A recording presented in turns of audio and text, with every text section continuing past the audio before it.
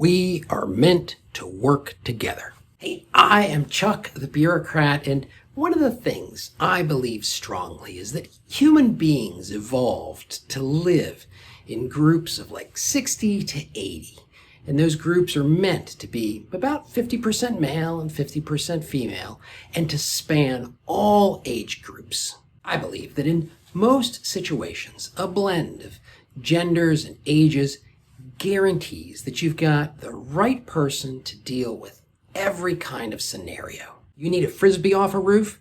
That 22-year-old male is going to be up and down before anybody has a chance to consider just how dangerous it was. Someone dies of a heart attack in the office? Well, there is an adult female who is going to lead everybody through that experience while some people are still in a state of shock. One of the realities of this mix of ages and genders is that there are some archetypal relationships that we have a tendency to just fall into. The way I see it, based only on my personal observation of human behavior, is that there are 4 fundamental male-female relationships that are based off of whether we're the same age or there's an age difference. Brother-sister, husband-wife, father-daughter, and mother-son. Each of these archetypes comes with advantages and disadvantages that we should be aware of. Brother-sister is, to my mind, the best relationship. It's characterized by a platonic partnership between roughly equal peers. Now, when I say platonic, I mean more than just the simple lack of a romantic interest. I mean that the romantic interest is virtually inconceivable, bordering on taboo. The reason I think this relationship is best is because it sets the conditions for good-natured competition, sort of a one of the boys give and take. Husband-wife is the other relationship that is characterized by a similarity in age. And while it doesn't have to have an element of romance, these relationships always seem to carry the potential of romance. On the plus side of this relationship, there tends to be more empathy and care. The two work together, leaning on each other's strengths and protecting each other's weaknesses. Now, this husband-wife dynamic does not have to be male-female.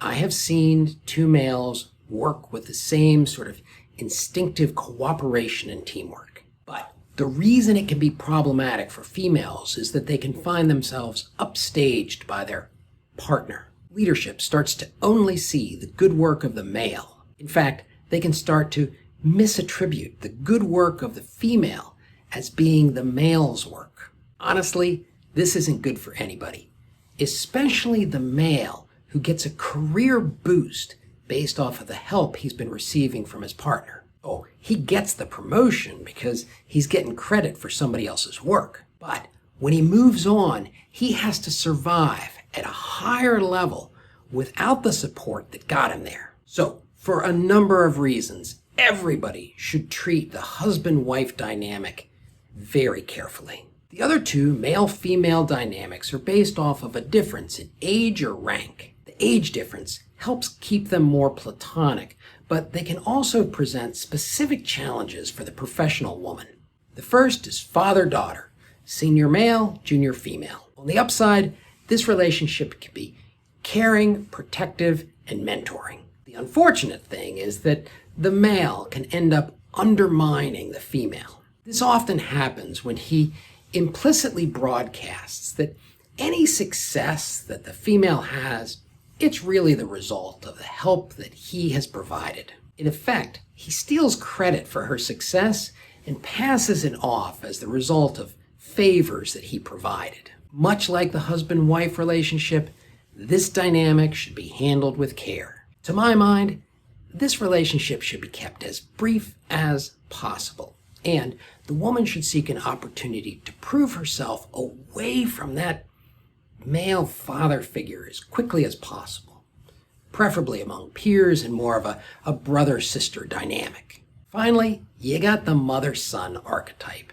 And of all these archetypes, I think this one is the most powerful. It can achieve amazing results, and it can also trigger deep-seated emotional responses. Essentially, the female is senior in age or rank here. She tells the male what to do, she judges and criticizes poor performance, she rewards and praises good behavior. This appraisal of subordinate males, it encourages good performance and it rewards top performers. But it comes with a hidden challenge that can ruin the whole relationship. See, inside every man is a little boy, and a lot of what the man does is geared towards protecting the feelings of that little boy.